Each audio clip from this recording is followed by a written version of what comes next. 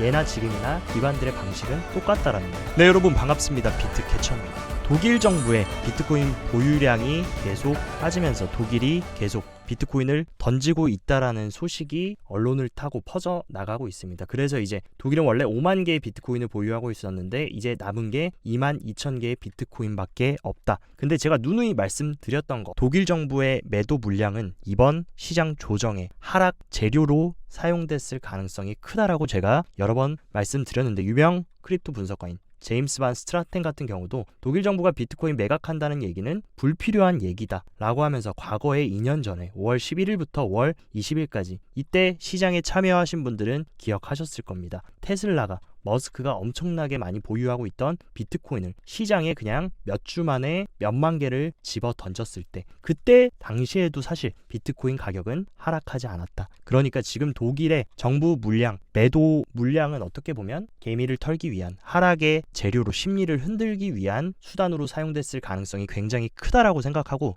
독일이 지금 던지고 있는 물량이 사실 비트코인 현물 ETF에 유입만 들어온다면 전혀 문제될 물량이 아닌 이유, 바로 어제 비트코인 현물 ETF로 들어온 총 비트코인 개수만 해도 5,200개다. 독일이 이 2만 개를 한 번에 던진다라고 해도 어차피 일주일도 안 돼서 ETF로의 유입이 들어오면은 상쇄할 수 있는 물량이라는 거, 그리고 독일이 지금 가지고 있는 이 2만 개까지 다 매도를 해버리면 그 이후부터는 이제 매도 리스크의 압박이 해소되는, 악재가 해소되는 효과도 있기 때문에 이 부분도 여러분들이 잘 체크를 하셔야 됩니다. 그래서 어제 같은 경우는 굉장히 유의미한 비트코인 현물 ETF로의 유입이 들어왔고, 지난주에 이어서 또 매우 큰 유입이 들어왔습니다. 그리고 특히나 가장 중요한 매수 주체인 블랙록의 IBIT로의 굉장히 큰 유입이 들어왔다라는 것이 저는 중요하다. 그래서 실제로 누적 비트코인 현물 ETF의 흐름을 보면 확실하게 지금 바닥을 찍어주고 다시 피벗하면서 유입세로 전환되는 모습, 개미들이 어느 정도 털리고 나서 시장 욕하고 시즌 종료다 떠나고 나니까 이때다 싶어가지고 이제 기관들도 바이 더 딥을 하는 모습을 우리가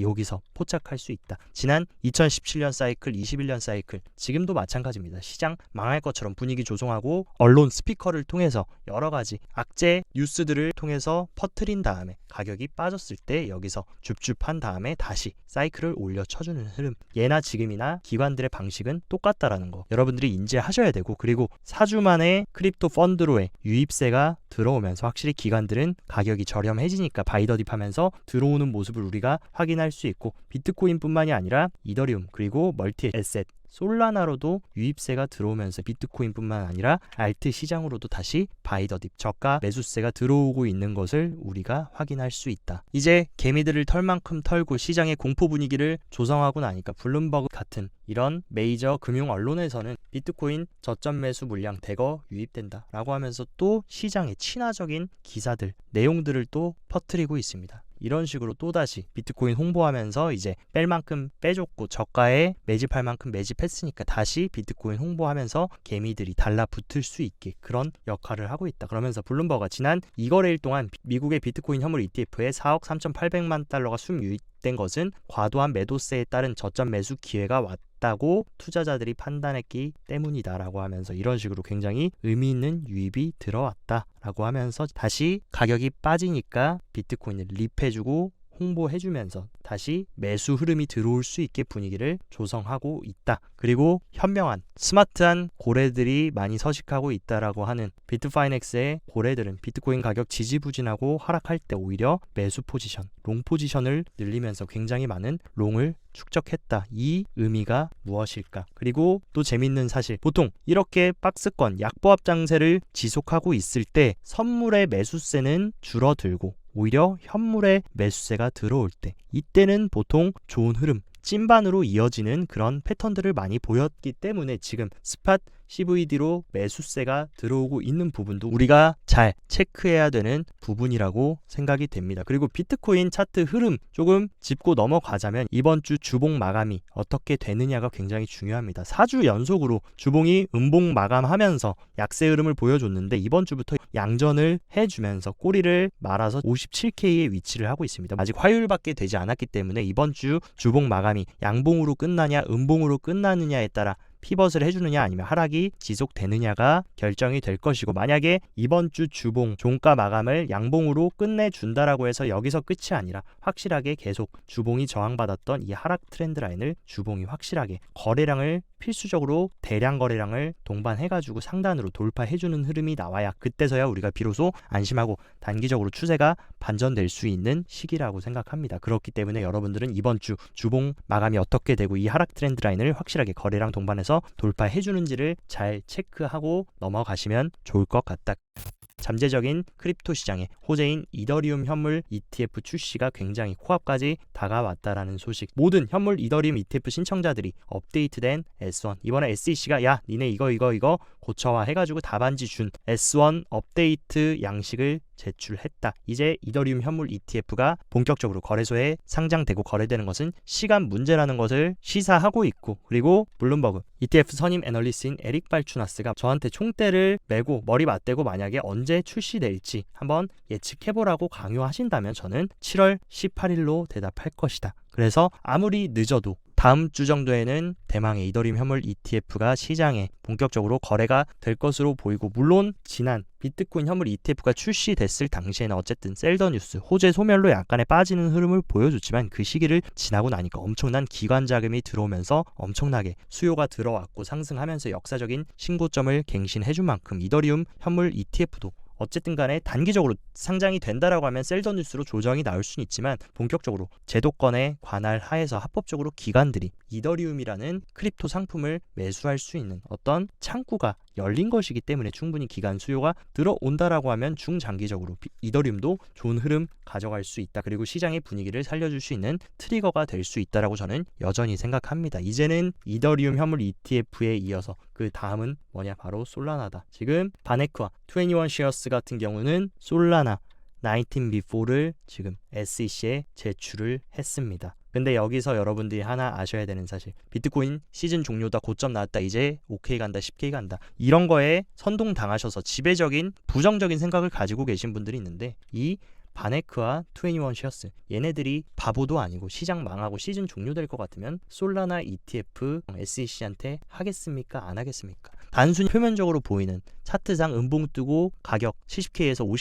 50K까지 빠지니까 시장 폭락한다, 이런 단순한 해석이 아니라 진짜 얘네들, 이 금융시장의 포식자들이 왜 지금 파생되는 신규 알트 현물 ETF도 출시하려고 할까? 얘네들은 아는 겁니다. 아직 사이클이 끝나지 않았고 충분히 이런 새로운 상품들이 또 출시된다면 큰 수요를 만들어낼 수 있을 것을 너무나 잘 알기 때문에 이런 금융시장의 큰손들은 이런 것들을 준비하는 것이다. 얘네들이 바보도 아니고 일반 개인들보다도 훨씬 더 많은 전문적인 데이터를 체크하고, 그리고 ETF 기관들과 굉장히 내부적인 내부 정보까지 취합하고 있는 기관들이 솔라나 ETF까지 지금 신청하고 있다라는 거, 크립토 시장 사이클 현재 진행 중이라는 것을 시사합니다. 그리고 에릭 발추나스 같은 경우도 솔라나 ETF의 아마 최종 승인 가능성은 2025년 3월 중순 정도 될 것 같다. 근데 그때까지 가장 임박한 날짜는 11월이다. 왜냐하면은 바이든이 만약에 이번 대선에 승리하면 아마 솔라나 ETF는 승인될 가능성이 없다. 근데 트럼프가 승리한다라고 하면 충분히 솔라나도 빠르면 11월, 늦으면 내년 1분기까지 출시될 수 있다라고 하는 굉장히 불리시한 흐름을 얘기해 줬습니다. 근데 여러분도 아시겠지만 지금 바이든의 민심은 완전히 바닥이 나 있고 사퇴 요구까지 민주당 의원들한테 압박을 받고 있는 상황이기 때문에 지금 분위기라면 트럼프가 승리하는 것이 굉장히 지금 당연한 수순으로 흘러가고 있고, 또 공화당 전국위원회 패널이 비트코인 채굴권 수호와 자기 소유권 보호를 약속하는 당 강령 초안을 통과했다. 공화당은 지금 본격적으로 얘기한 겁니다. 아, 우리 크립토 시장에 친화적으로 갈 거고 니네 원하는 거 투자자 보호하고 크립토 시장 우리가 지켜줄게요. 이렇게 쐐기를 박아버린 만큼 만약에 공화당이 된다라고 하면 솔라나 현물 ETF, 그리고 그 다음에 또 새로 파생될 수 있는 알트코인 ETF도 기대해볼 수 있고, 그러면 당연히 크립토 시장 더욱 확장되고 좋은 흐름으로 갈 수밖에 없다라는 것을 지금 수면 아래에서는 여러 가지 일련의 과정들이 진행이 되고 있고, 이번에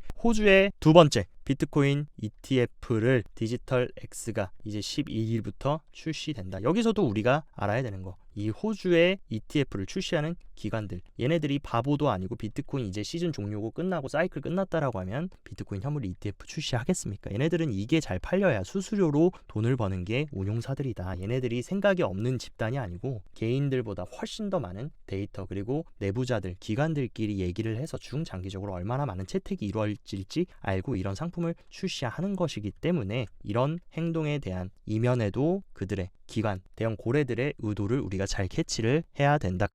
글로벌 금융 허브인 두바이 같은 경우는 두바이 세관에서 향상된 운영 및 투명성을 위해 블록체인 기술을 도입하겠다 하면서 이니셔티브 정부 기관과 물류산업 간의 협력을 강화하는 것을 목표로 한다라고 하면서 두바이 세관이 국경 내외 상업활동의 투명성을 강화하기 위해 새로운 블록체인 플랫폼 도입했다. 적극적으로 지금 중동도 웹3 시장과 크립토 시장으로 뛰어들고 적극적으로 채택하려는 움직임, 오일머니의 엄청난 수요단의 잠재력도 지금 응축이 되어 있는 시장입니다. 그렇기 때문에 시장 분위기만 충분히 턴어라운드하고 투심만 살아난다라고 하면 엄청난 자금이 유입될 수 있는 그런 판들이 깔려 있다라는 것이고, 아르헨티나 같은 경우는 가상자산 채택률이 굉장히 높다. 왜냐하면 인플레이션, 완전히 통화 가치가 망가진 나라들은 가상자산을 채택할 수밖에 없다. 아르헨티나 사람들의 크립토 채택률은 미국보다도 더욱더 앞서는 상황이다. 그리고 또 베네수엘라, 칠레, 콜롬비아, 멕시코 이런 신흥국들, 그리고 화폐 가치가 계속 무너져 내리고 인플레이션에 시달리고 있는 이런 국가들이 적극적으로 크립토를 채택하고 있다라는 것입니다. 앞으로 이런 인플레이션 문제는 더욱더 가속화될 것이고, 미국이 지금 부채가 올라가고 있는 속도만 보시더라도 크립토 시장이 여기서 끝날 현상인지 중장기적으로 시간이 가면 갈수록 이런 부채 위기에서 해칭을 하고 피난처 역할을 하게 될 자산인지는 지금 미국 부채가 쌓여가는 속도만 보고 있어도 정답은 나와 있다고 생각합니다. 단기적으로 비트코인 고점 대비 20%, 25% 빠졌다라고 해서 시즌 종료를 논하기에는 진짜 본질을 꿰뚫어보지 못하는 그런 판단이라는 것을 여러분들이 인지하셔야 된다. 그리고 여러분들이 한 가지 좀 체크하셔야 될 게, 최근 체인링크가 여러 미국의 월가 레거시 기관들과 파트너십을 맺으면서 RWA 시장에 적극적인 오라클 허브로서의 역할을 하려고 많은 파일럿 프로그램에 참여했는데, 체인링크 가격도 이번 조정을 받으면서 크게 빠졌지만 체인링크 고래들이 엄청나게 체인링크를 저가에서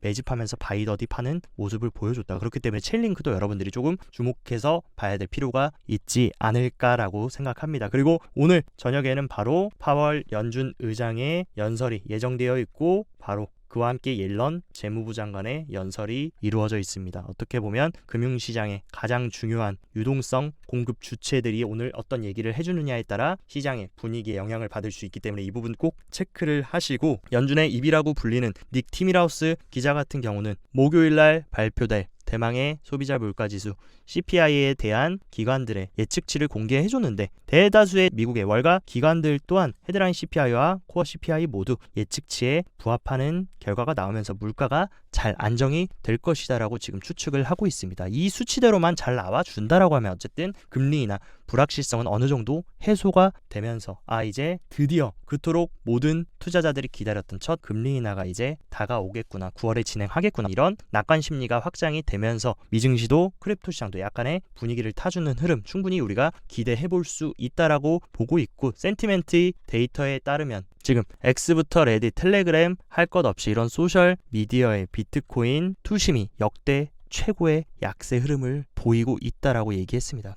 그러면서 덧붙인 게, 보통 대중들이 이렇게 시장을 떠나고 욕하고 방심할 때가 역사적으로 반등 가능성이 굉장히 큰 시기였다. 그런 얘기를 해줬고, 지금 또 중요한 거, 위켄드 인내심이 없는 약한 손들은 지금 시장에 비트코인 다 던지고 시즌 종료다 하고 떠나가고 있다. 근데 이런 흐름 언제도 비슷하게 보였습니까? 올해 1월과 2월 약간의 조정이 있었을 때 위켄드들이 다 인내심이 약한 투자자들이 비트코인을 시장에 던지고 투매하고 떠난 이후에 비트코인 가격 역사적인 신고점 갱신했다. 그때와 굉장히 비슷한 심리 패턴이 나와주고 있는 만큼 여기가 지금 발바닥일지 그 부분을 확신할 수는 없지만, 어쨌든 무릎 아래에 좋은 기회의 딥 구간이라는 것은 부정할 수 없는 팩트인 것 같습니다. 그리고 주경 대표 같은 경우도 최근 흔들리는 개인들의 투심을 빗대어서 굉장히 뼈를 때리는 발언을 해줬는데, 비트코인 시장은 여전히 심리의 영향을 굉장히 많이 받는다. 정부의 비트코인 매도량은 전체 유동성에 비해서 미미하고 대부분의 마운트곡스 보유량은 채권자들한테 이전되지 않았다. 제가 계속 강조드렸던 거, 독일 정부 물량 그렇게 큰 거 사실 아니고 ETF가 유입이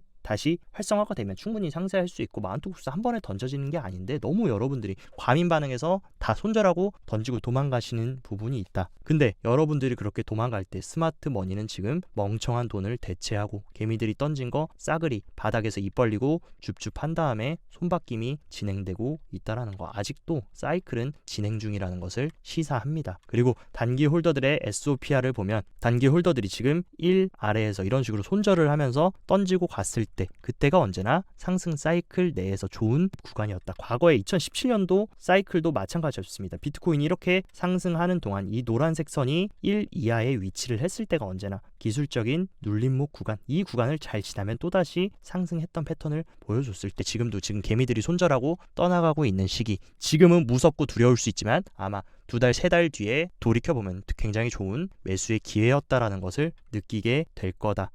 최근에 단기 홀더들의 평균 코스트 베이시스를 체크해보면 코스트 베이시스 같은 경우도 0 이하에 위치를 한 그런 상황인데 이때가 언제였습니까? 이번 사이클 조정이 총 4번 정도 나왔는데 이렇게 코스트 베이시스가 0 이하로 위치를 하면서 개인들이 패닉셀이 나왔을 때가 굉장히 좋은 딥 구간이었다라는 것을 온체인 데이터가 시사합니다. 그리고 많은 분들이 이번에 비트코인 1억 간다, 신고점 갱신했다라고 하면서 공중파에 막 비트코인 홍보하고 여기저기 경제 채널에 비트코인 관련 내용들이 실렸을 때 들어오신 분들의 입장에서는 물론 이 정도 25% 빠진 거, 고점 대비 25% 빠진 거 너무나 뼈아프고 시즌 종료라고 얘기하실 수 있지만 저를 포함해서 이 2017년 사이클, 21년 사이클 겪으신 분들 입장에서는 30%, 40%이 정도 변동성은 아무것도 아닙니다. 그리고 21년 사이클 같은 경우는 알트코인이 아니라 비트코인이 이 상승장 진행 도중에 거진 70% 가까이 하락했다. 여러분들 비트코인 가격이 70%까지 하락하면 버틸 수 있겠습니까? 없겠습니까? 근데 이런 것들을 견디고 살아남으신 분들은 지금 이 정도 25%, 20% 빠지는 거 가지고 시즌 종료라는 얘기를 함부로 하지 않습니다. 왜냐하면 이때도 겪었고 언제나 이렇게 개미를 털어주면서 상승장을 드라이브 해줬던 것을 너무나 잘 알기 때문에 그리고 이 정도 변동성은 사실 간지러운 수준이다. 물론 알트코인들이 비트코인 대비해서 변동성이 컸기 때문에 100% 알트, 김치, 잡코인 몰빵 하신 분들은 당연히 뼈아프셨을 수 있는데 이번 조정을 계기로 여러분들이 포트폴리오에 비트, 이더 그리고 메이저 코인들 그리고 알트 코인들 이런 식으로 포트 구성을 조화롭게 잘 해야 이런 식으로 조정 시기에 우리가 멘탈이 터지지 않고 버티면서 이행해 나갈 수 있는 그런 좋은 경험을 쌓았다고 좋게 생각하시면 좋을 것 같습니다. 어쨌든 세일러 형님도 자신에게 선물하세요. 비트코인을 선물해라. 왜냐하면 지금 비트코인이 싸지 않느냐. 여러분들 잘 생각해 보시면 3월달 4달 전에 비트코인 1억이나 지금 비트코인 8천만 원. 둘 다 똑같은 비트코인입니다. 근데 이때 당시에는 비트코인이 1억일 때 오히려 좋아 보이고 8천일 때는 나빠 보이고 쓰레기 같아 보이면 안 되고 오히려 1억일 때는 비싸서 망설이셔야 되는 게 맞고 오히려 1억이었던 비트코인이 8천만 원이 됐다라고 하면은 아 기회다라고 하면서 내 자신에게 비트코인 선물해야지 이런 사고를 가지셔야 아마 이번 사이클 후반전을 끝까지 이행하실 수 있을 거다. 여기저기 일반 개미들과 똑같이 행동해서 비트코인 오를 때 와 오른다 상승한다 불장이다 하고 빠질 때 와 폭락장이다 시즌 종료다 이런 마인드와 멘탈 가지고는 절대로 이 시장 쉽지 않기 때문에 살아남을 수 없다. 그러니까 남들과 똑같이 하는 그런 사고보다는 눈에 보이지 않는 이면에 숨겨져 있는 그 본질을 꿰뚫어 보시는 그런 투자자가 다른 분들은 몰라도 저희 캐쳐 가족분들은 되셨으면 좋겠습니다. 오늘 영상도 시청 진심으로 감사드리고 영상 도움되셨다 하시면 좋아요 구독 눌러주시고 더 자세한 투자 전략 궁금하다 하시면 영상 하단 고정 댓글에 제가 운영하는 텔레그램 정보방 활짝 열어놨으니까 이쪽으로 입장하셔서 정보도 잘 체크하시고 성공적인 투자 계속 이행해 나가시길 바랍니다. 오늘도 시청 진심으로 감사드리고 여기까지 비트캐쳐였습니다.